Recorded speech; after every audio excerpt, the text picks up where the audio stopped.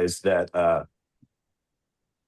if you're new to this call or new to kind of this loose network, that every October we kind of invite everybody to come into Vegas for a couple days for a number of reasons. Number one, we have morning conversations that are similar to this around topics with some content that are really helpful and relationships. And then we try to kind of spoil you guys as well on a Wednesday through Friday, a little break. So I know that it's conference season in September and October, but we would love for you to carve out some time to come and be with us. The link is going to be there in the chat. I think it's still early birding, but we really try to make this about replenishment, some great resources for you guys, and a chance to come in. So it's different than any other thing you might go to that's just, kind of fire hosing you with content. This is really designed for you to have conversations with other people. It's a great time of year here in Vegas. And so it really started originally 5 years ago because we would all see ourselves on this screen. And there's been some relationships that have actually been built because we see each other in person. It is designed, and you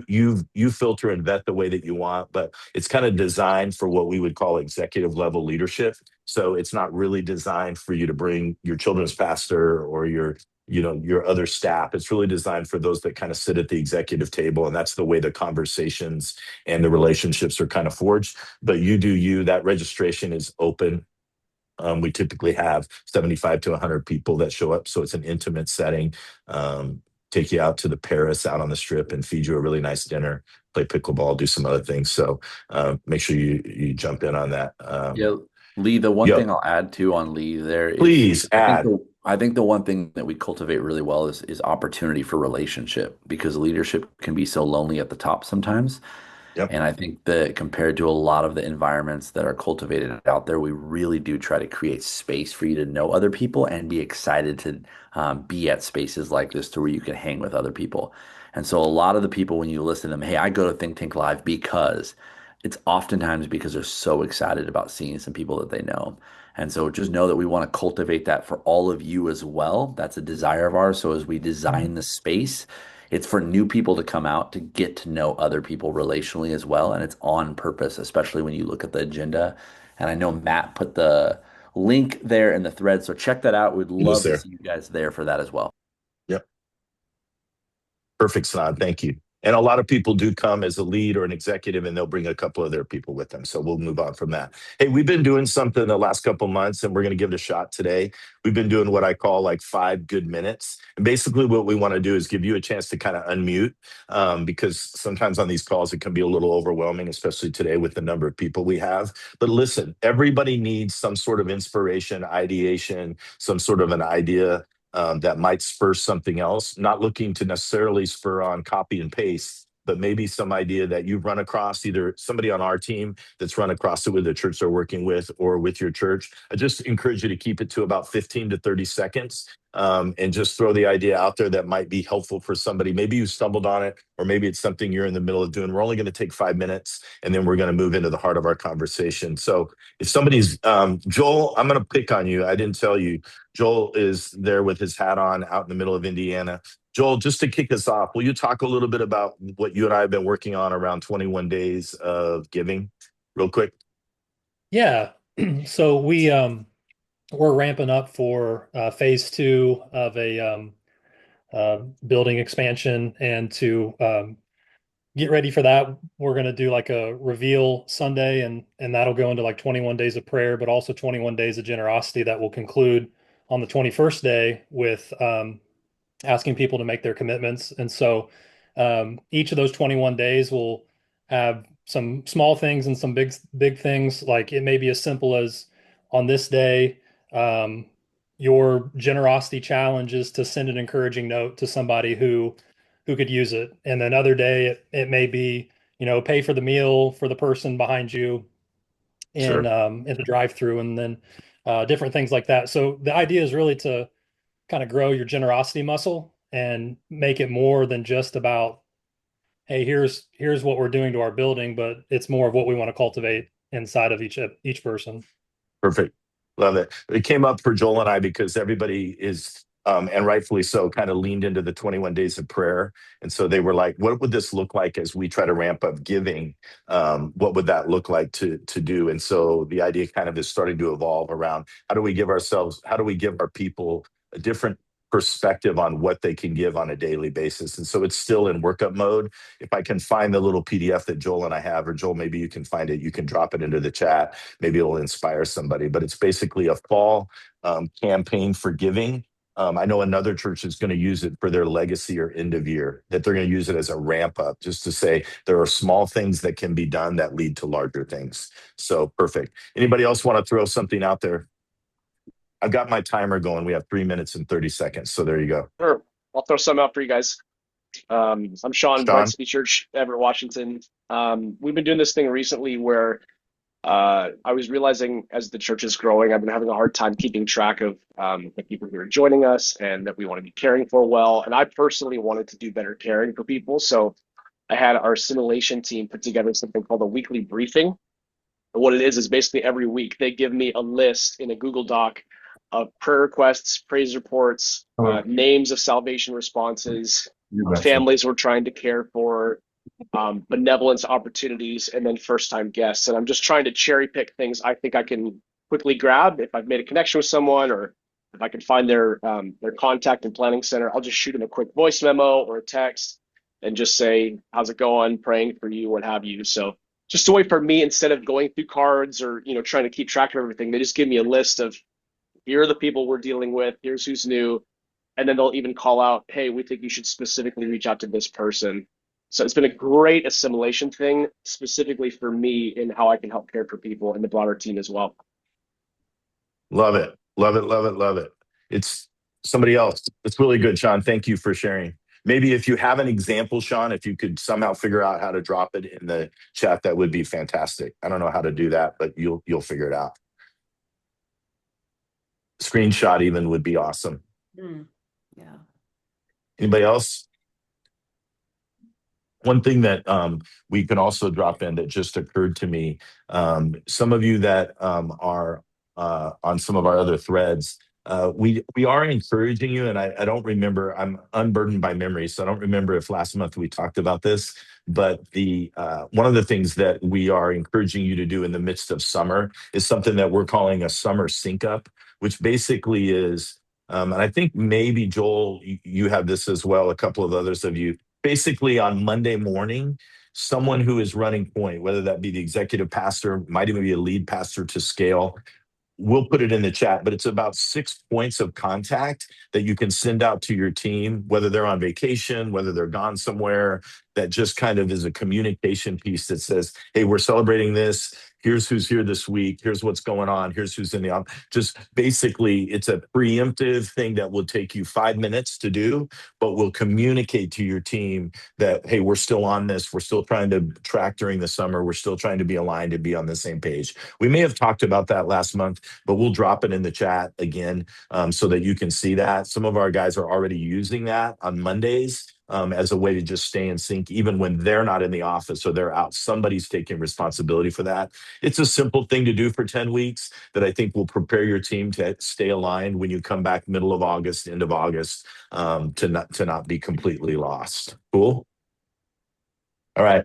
Our time's up. So here we go. I want to introduce the bulk of our team so that you don't have to hear as much from me today and you're all grateful. Our panel of ladies who agreed to kind of stimulate this conversation. And again, as we do on all these calls, they're going to lead us through some of this, but it's not intended to just be an observation. So we'll try to give you guys a chance to ask questions. Obviously, the chat is live. And you can use that and we'll grab from there. But let me introduce, actually, you know what? You guys will do a better job than me. Let me just introduce Debbie, and then Debbie, you take it. So Debbie is part of our Growmentum team. She's just been a great ad for us just in the recent month or two that she's here, but I've known Debbie for a long time. And so Debbie, introduce yourself and then throw it to the other three gals so we can get into the nitty gritty, to quote Nacho Libre. Sure. Well, I'm Debbie Robert. It says Robert, but it's Robert. And I know I've served in executive leadership for, gosh, about 15 years. And most recently was the executive pastor over at Real Life Church during a whole transition, and then joined the Growmentum team, where I'm really happy to be doing this and coaching and working with executive pastors as well. So looking forward to this participation, facilitation, and the conversation. So Taylor, you're up next. Awesome. Hi, everyone. I'm Taylor Marty. I serve as the executive director at Bright City Church in Everett, Washington. We're just about 45 minutes north of Seattle. I've been on staff here for about 7 years and officially moved into the executive director role a year ago. Julie? Hi, everyone. My name is Julie Sadoff. I have been in ministry 21 years after closing my company in Orange County.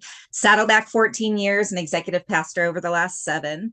And I'm super excited for this conversation. Great. And Michelle? I'm Michelle, and I'm from the Crossing Church, Costa Mesa, California. We're 2 miles from the beach, and I've been on staff at my church. Come on, Michelle. Why you got to be like that? Just so you get an idea of who we are. So I've been on staff as a pastor in many different roles for 18 years, and the last 3 years I've been the executive pastor. Love it. Great. One of the filters I want to give us today for this conversation is whatever you might have thought. We are not having a theological conversation today. So if that's what you arrived for, we're not going to do that. We're not trying to avoid it. It's just not helpful for where we want to go today. And so just for the record, like if you kind of go there, we're going to, mute you or whatever. I'm just kidding. But that's not what I invited these ladies to have a conversation around. I invited them with the assumption that they are at the table, that a lot of us are working through adding ladies to the table. And so I want them to talk about that a little bit. So I'm going to start it, and then Debbie, you can run with it. But I just want to jump right in with you guys going, hey, as a lady moving to the executive level, right? Because when I was growing up in the church, there were ladies on staff, but they were always subject to the nursery and the kids ministry. Maybe you guys can just get us right into it, just going, hey, and some of you, it's been longer than others. Here's kind of the initial tension that we need to address as we start to lead at the top level of church organizations with a mixture of genders. Anybody want to jump in and just kind of, maybe even from personal experience, what are those tensions? Again, our goal is to help everybody on the call to kind of leave with a little bit more knowledge, understanding, and better navigation. So let's start there.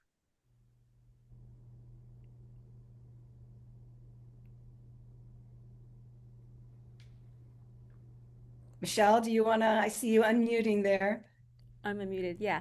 So I never thought I was going to be at the executive level for many reasons. And being at this place was only possible because somebody saw something in me and invited me to this place. And so when we talk about having a seat at the table, isn't that true for all of us? Something saw something in us and invited us to the table. And so it really is on all of us to continually be in this place of developing people and seeing the gifts of men and women, to see what God has given them, to invite them to the table. And when you speak of tension, I think tension really only is if it's created.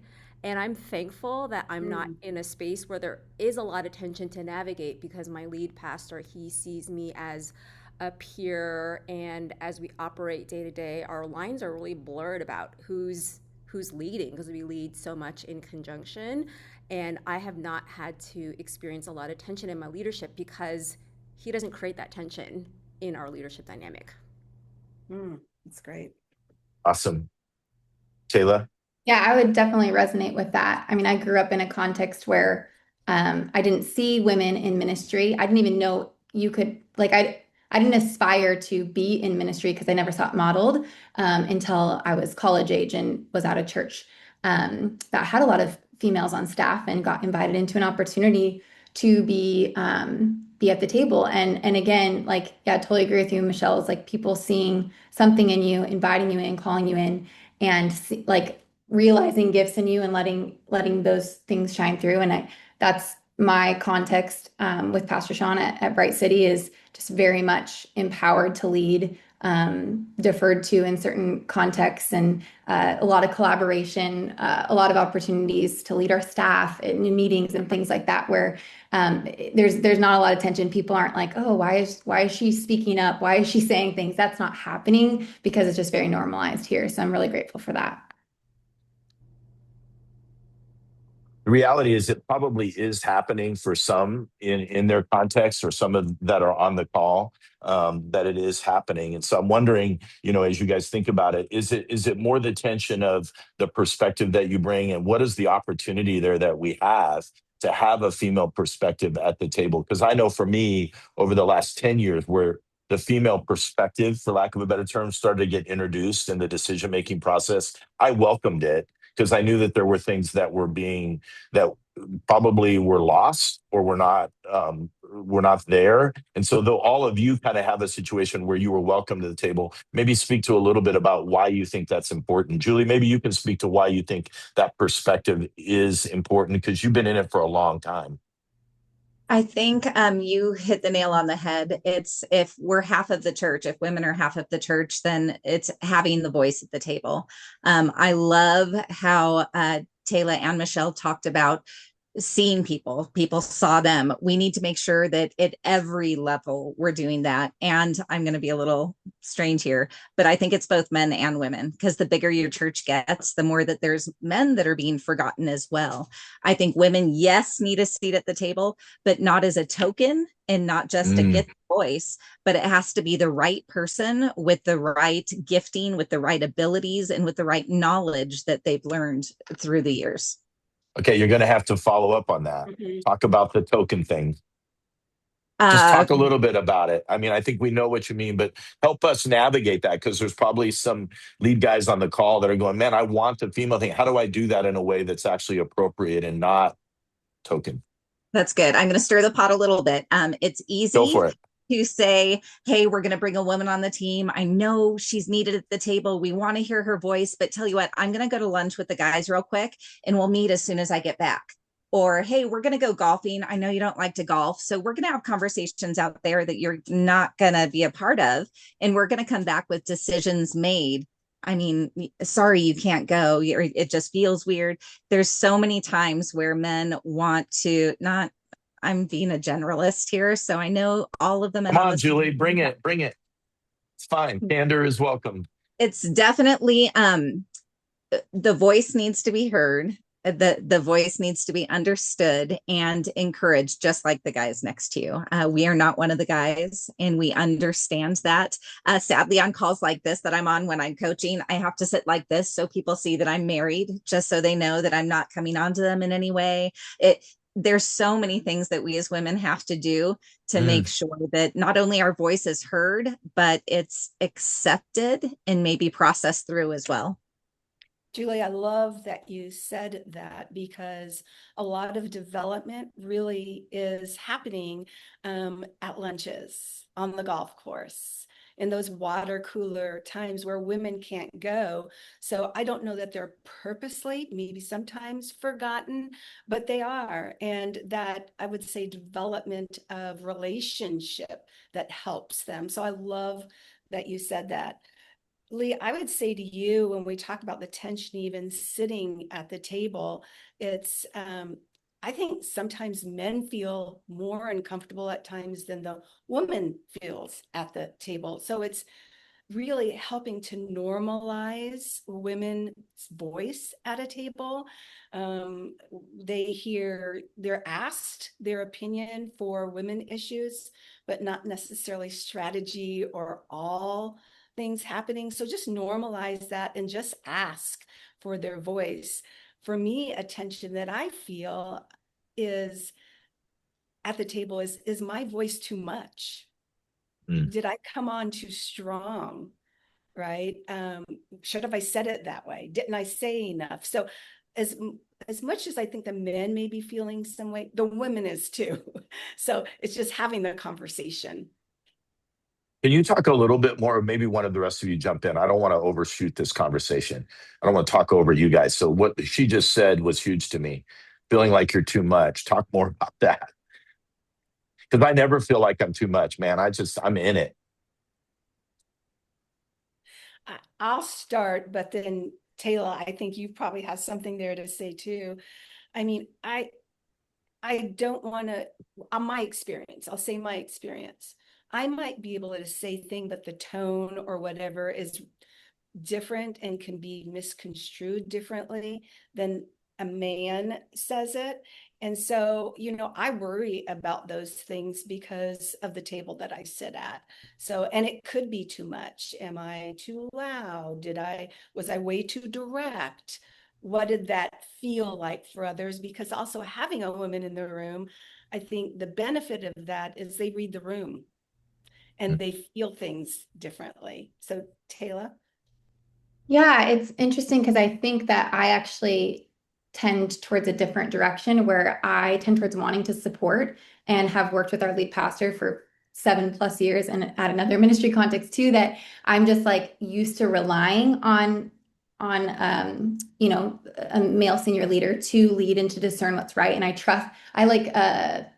doubt my own discernment capabilities because I'm used to just relying on someone else having the discernment. But Pastor Sean's like regularly encouraging me to say what I think, to be bold. It's kind of that, if you've been on these calls before, Lee talks about what's that 10%? So I have these moments where like, I'm going to say the 10%, I'm going to say it, even though I'm like afraid and don't want to come across as too much, like you're saying, Debbie. But often when I actually say what I think, it's on the same page as what he's thinking, what others at the leadership table are thinking. And I'm glad I spoke up about it. They're glad I spoke up about it. So I think for me, it's like I need to be pushed towards that and encouraged towards that. And I have been. And then now that am moving into like being more bold and assertive, I actually like worry about coming across too corporate, especially in the executive seat. Like, and maybe, I mean, I don't know if it's just the role or if it's being a female or whatever. I want to be really empathetic and flowery in my communication, but I also want to be professional. And so just navigating that tension too. I think it depends on the pastor as well. Having worked with different churches, it depends on the pastor and how the pastor's coming into the conversation. I like to say it as there's 3 different types of pastors. You can be a really good teacher, you can be a really good shepherd, or you can be a really good leader. I think we do one thing really, really well and another thing kind of well, and the other one we're not really good at. As long as we're hiring for the people around us, then we don't feel uncomfortable. If my pastor is a good shepherd, I know I can stand up and lead. If he's a good leader, I need to be a better shepherd. So it's making sure the people around you, men or women, fill in those gaps of what you're not good at, because we're all not good at something and we have to admit it and then hire for that around us. It's really good. Michelle, jump in on that. I want to make sure we hear everyone on it. Anything to add? I think anytime you change the dynamic of your executive leadership team, there's going to be adjustments and tension and discomfort. So I think about even when I plan like a fun day for my staff, I'm not going to plan a swim day if 5 people can't swim, so it's really just thinking about everybody like, okay, not everybody can golf. We've got to do something else. It's okay. And it really is just being thoughtful of people on your team. And, as I want to just like go back to what you're saying, Taylor, like you needed the encouragement to speak up. And I think whoever the senior leader is, like sets that table for like, how much of your voice do I want to hear? And you adapt to that. So it really does take somebody else, like giving you the permission to take the leadership and to speak up. And to touch back on what some of you other ladies said, it's like when a female leader is stronger, it comes off differently from when a man is strong. When a man is strong, it's like they're a leader. When a woman is strong, they think, oh my gosh, she's being a bitch, Yes. And that's just the way our culture There it is. And That's I said exactly it right. because you're thinking We just lost 10 people on the call, Michelle. It's just something that has to be I don't think men have to think about being too strong or too confident. Okay. So thankfully, I've done this role long enough to know that I don't have to have that fear anymore. But of course, when somebody is new, those are the things, the extra things that women have to think about. Yeah. Yeah, because two things. We have ladies, even on the call, like I see Ruby on here, Kelly, that are emerging, younger ladies emerging into leadership. And then we have context where where this is a new thing, even if church leadership teams are welcoming this reality, right? Because I'm thinking about even looking at Trisha. She's probably, having worked in the corporate world, or some of the rest of you, kind of going, I don't even know why we're having this conversation. But in the church world, some of it because of theology, but in the church world, this is somewhat of a new reality, even though most of you guys, Julie, Michelle, Debbie, it hasn't been, but it's becoming more and more and more of a reality. And so we need to make sure that as those emerging female leaders are coming to the table, that we've adjusted, to Michelle's point, we've adjusted the culture appropriately. That those of us who have that ability, and then I think, and I'll open it up, even if some of the guys want to unmute, or anybody on the call, let's just pause right now. If you want to add to and or ask a question, I think as a male leader, we need to be paying more attention to it. That's just the reality of the role and the responsibility that we now have, if we are welcoming that perspective to the table. I wanted that. So let's just pause, Debbie. Let's just pause for a second. And any questions, either in the chat, Snod or Brandon, anybody want to grab them, or anybody on here, Lindsay, any of you guys want to add to that? Feel free. There was a question for Michelle that, let's follow up with that first. Michelle, someone asked on the chat, how did you overcome that fear? What helped you not be fearful anymore? I think after every meeting that I lead, I always get a text or a message from my lead pastor saying, that was really great. You did this, this, and this really great.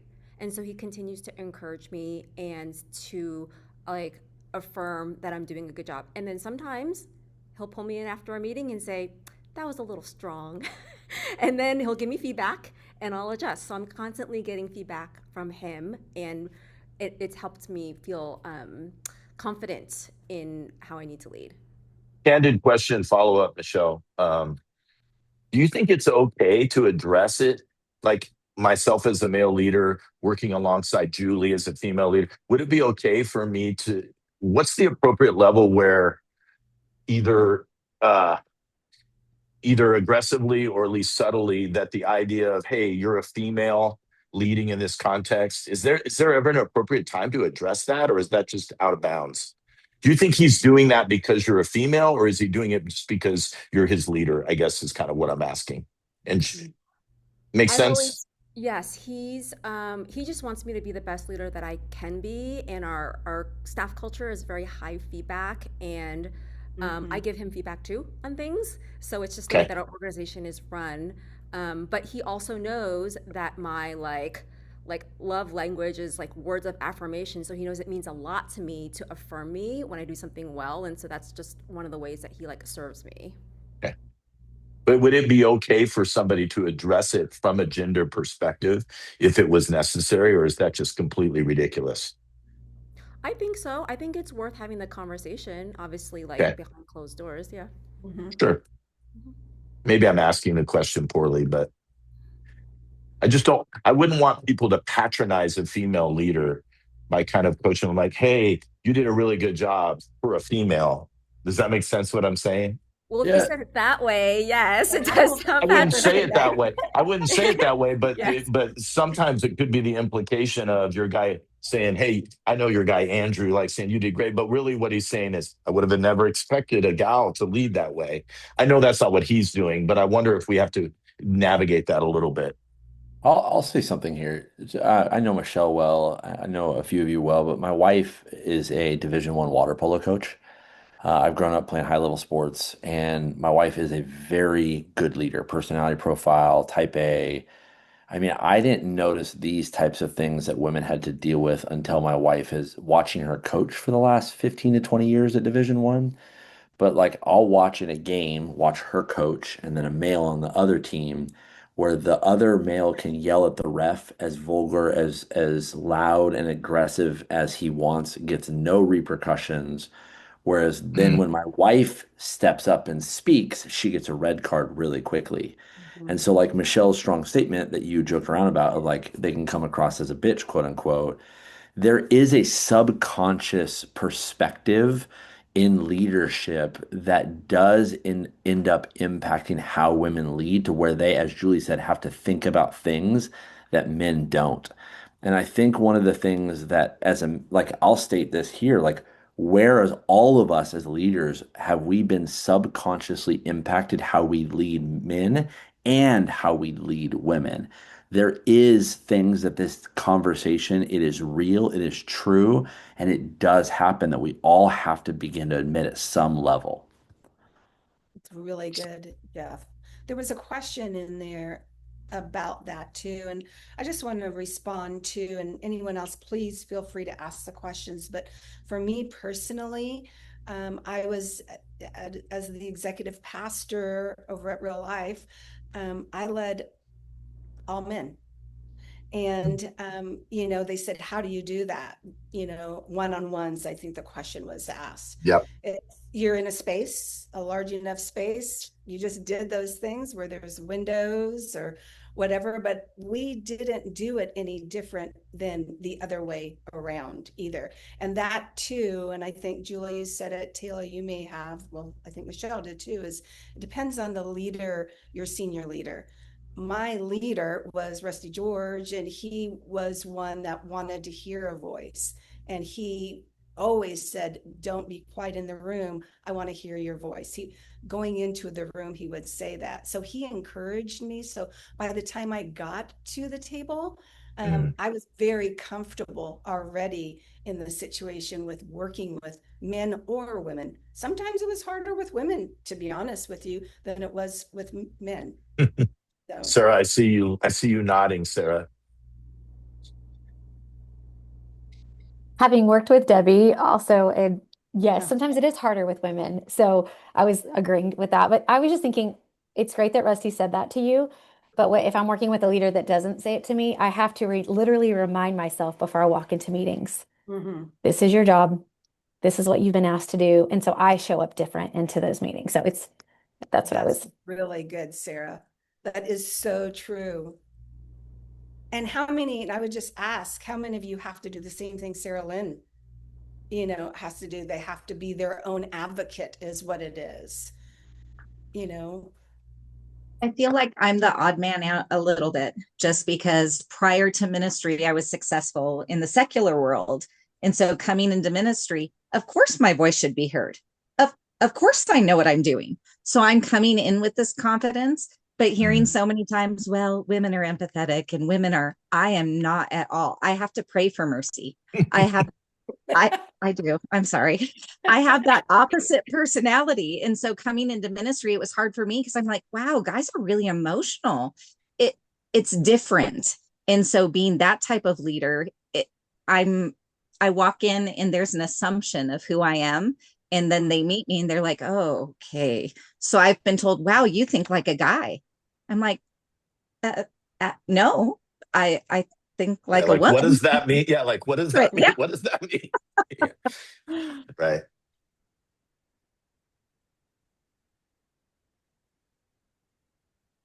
Are there any more questions, guys, from the chat? What kind of questions do we have here?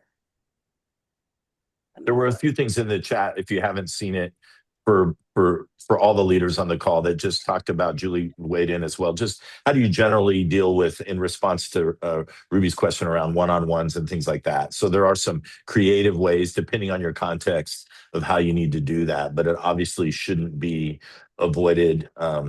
Potentially, I think the unspoken thing, or maybe it was spoken a little bit, is we are navigating what has typically been sort of, unfortunately, like a boys' club. Even Trisha said in her secular context that was the case, right? Where there's a little bit of that boys' club mentality, and it can be tough to break through. And so I think, despite what may have been said, I believe that we are in a new season where we have got to start to eliminate some of these barriers for especially our emerging female leaders to get to the table. I think it will be detrimental to the eternal work that we're doing if we don't figure that out. Julie?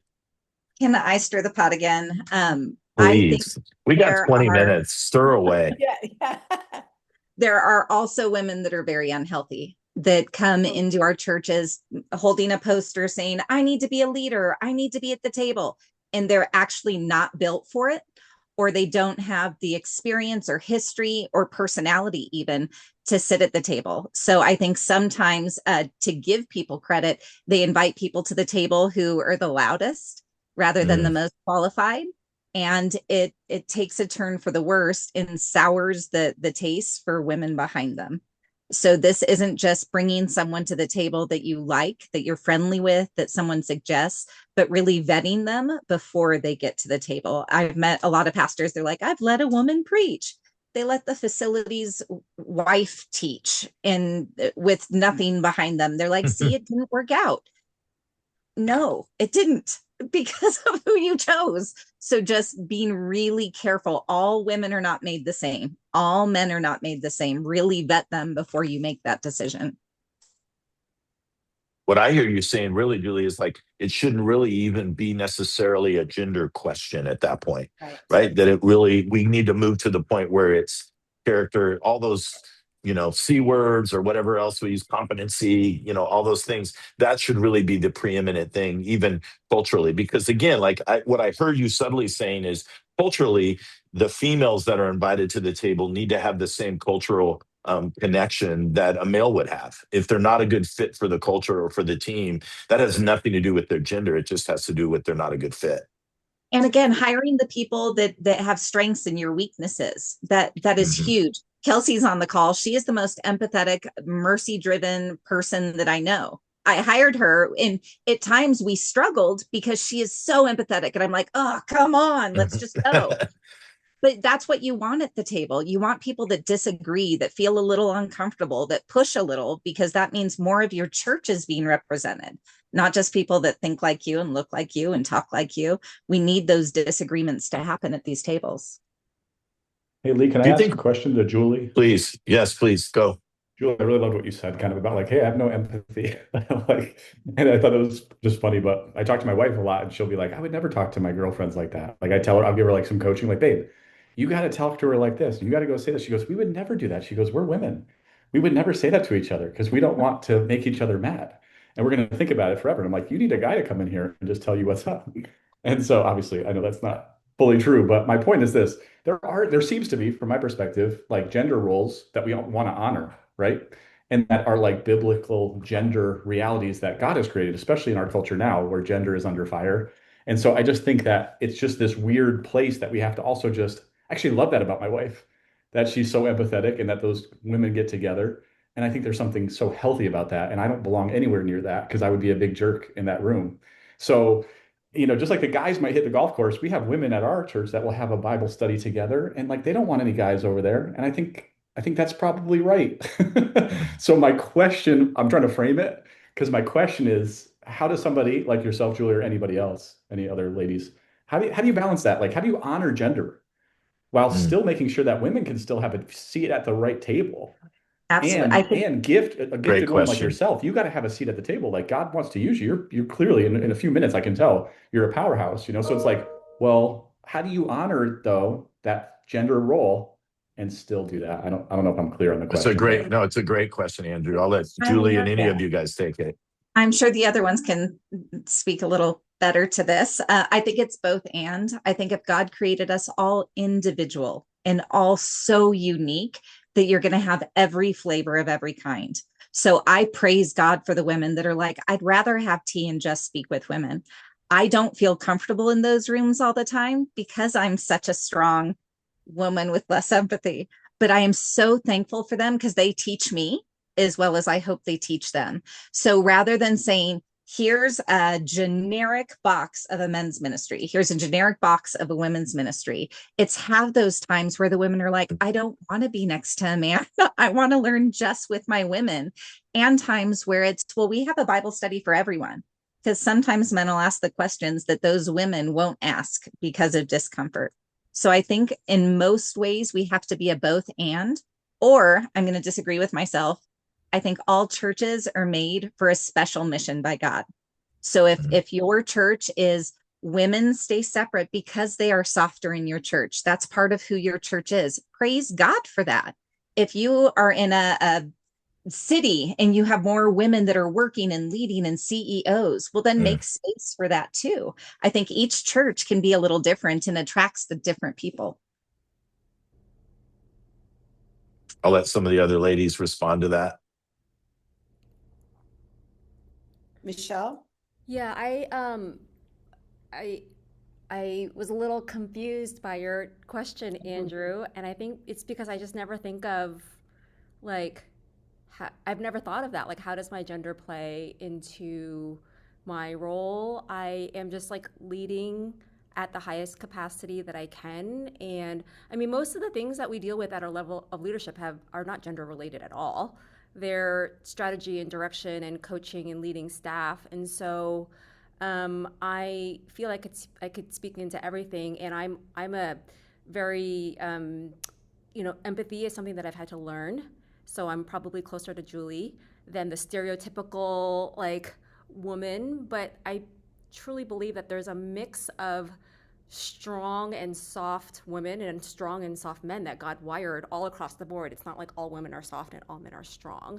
I think a lot of our society pushes us to be a certain way or hides certain women that maybe are gifted with a voice but haven't been able to have that. And so I think that's an assumption that a lot of people carry, that women are soft and men are strong. And so it would just be really interesting to maybe put that to the side. And, when Julie speaks well, the thought is not like she's speaking like a man, but it's like, that's her gift. That's how God wired her. That's how God created her, not to be like a man, but that's how God made her. So good. I think Andrew, too, thanks for the question. It's a great question. Go, Deb. it's a great question, Andrew. And Michelle, I tend to be with you. I was like a little confused at first with the question, and it's because I never experienced it, but around me, it was a culture I was already in. So thinking about that, being in a culture already I do think, the differences between men and women. I'm not saying that you don't. It was just never a thing. And so whether or not it's a thing in your church or not is probably what you have to look at. And then what does your culture look like? I think we're also talking about women sitting at a table and, how do they get there? Some of you may be asking that. I think I saw some questions, and it's development. It's consciously, intentionally developing women where they are. Yep. And then giving them the space or a project or something to lead and watch their leadership, but being intentional about bringing them up. I think that's what we want to talk about, right? Yeah, Debbie, can we move there for the last 10 minutes we have? Because I don't Sure. want to move beyond that. And again, I love this dialogue, but I would like to talk about sort of the idea of what's next. So I'm listening. We're at all different contexts. I love what Julie and Michelle said about context, because we've been big over the last few months talking about, as leaders as a whole, we need to do better at understanding our unique contexts and distinctives and how do we execute. But in this particular way, wherever people are on the call, whether they're sitting with ladies already at the table, whether they're sitting here going, I suck and I need to start working on it. I know it's way more complicated than 5 or 10 minutes can give us, but across the board, you guys that are sharing with us today, and maybe others, how do we get there? Is it just the same as we would develop any leader? Are there unique aspects that we should be aware of? Ready, set, go. I think it would be very dangerous to just put somebody at the table because you want a Yep. woman perspective there, or a woman to be at the table. The goal For is sure. to have the best people at the table. And if you're only choosing men, then you've shorted your church. You've shorted your team. So opening up that perspective of just finding the best people with the best gifts and the best abilities, and to start looking for them early on as you're developing anybody internally. And so it takes a developmental mindset, and to include the women in that. In the same way that you would coach somebody up to be an executive leader if they were a man, you would do the same for a woman, because we all got here through lots of coaching, lots of support, lots of conferences, lots of books, lots of, hey, come into this strategy meeting with me. I want to see how you do. A lot of Yep. that. And so through discerning that, you will find the right person to be on your executive team, whether it's a male or a female. And I think it Nate? does go back to hiring. Nate, were you going to say something? No, go ahead, Deb.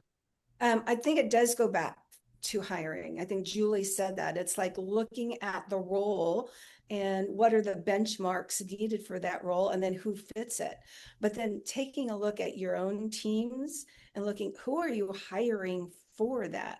What is the quality of your hires?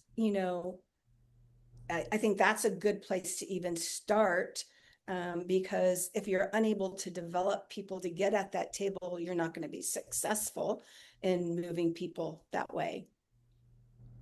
In the chat, Nabel said, I love the comment here.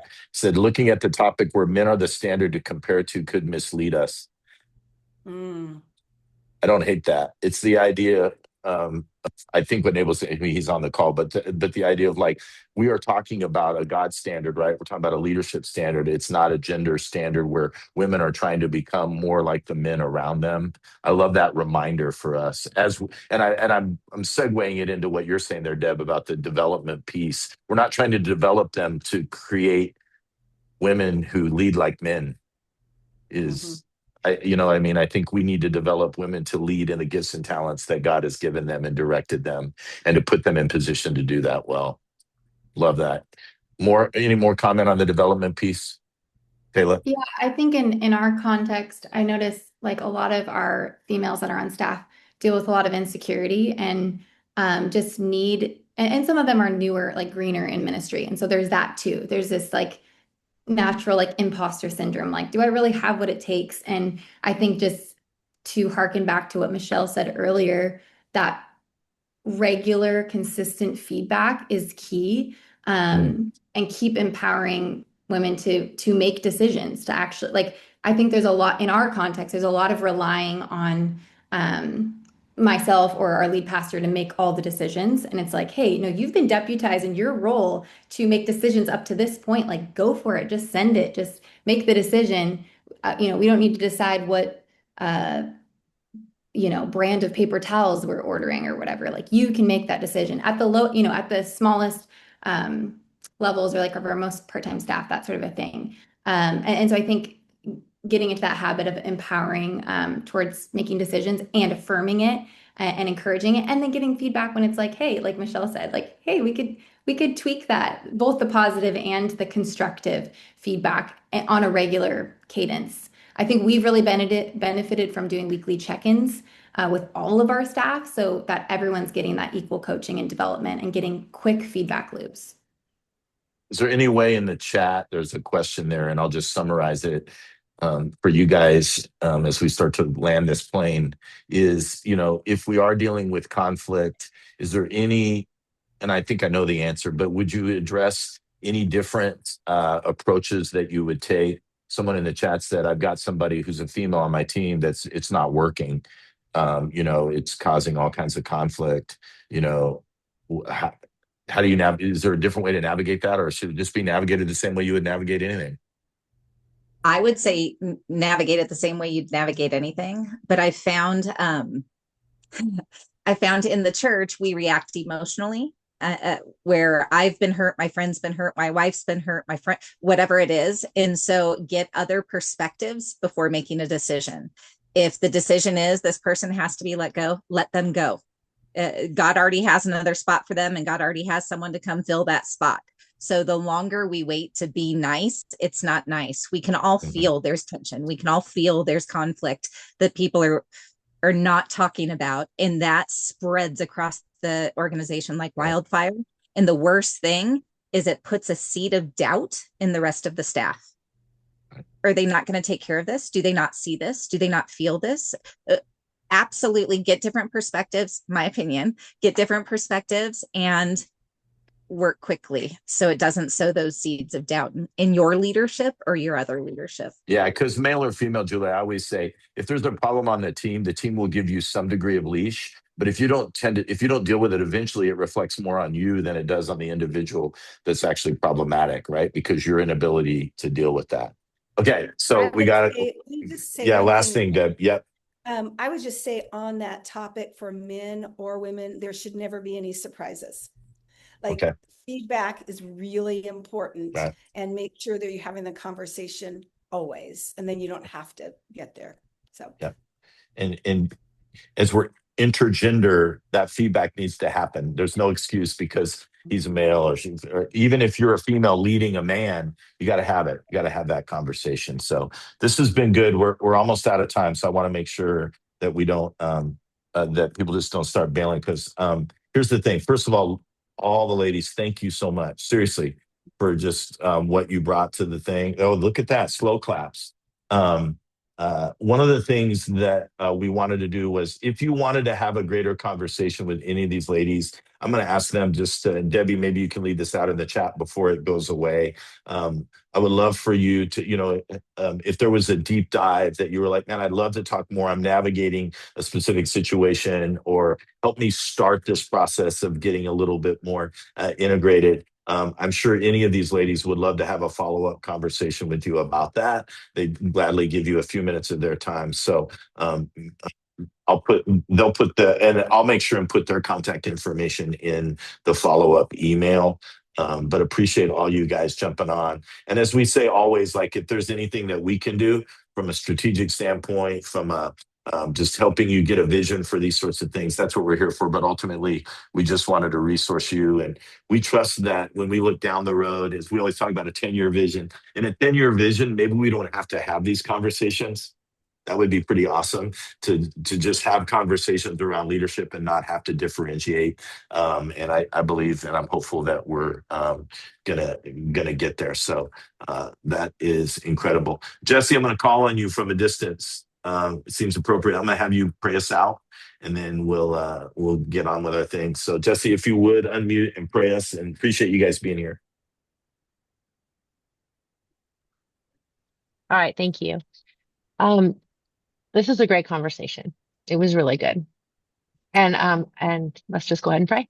Jesus, thank you so much for the opportunity for us to get together, to be honest and real and not hold back, to share the things that are on our hearts. God, we all have a heart for you. We have a heart for doing your work and your good work. And Lord, we know that there's many voices that should be amplified and should be given an opportunity, Lord. And these incredible women here who shared, God, thank you so much for the blessing of their leadership, the blessing of their insight, and what they've brought to the table. And God, we just ask that as we go forward, that we can take these things to heart. We can remember why it's important to recognize every person who has a voice, and for us to find good ways to use them.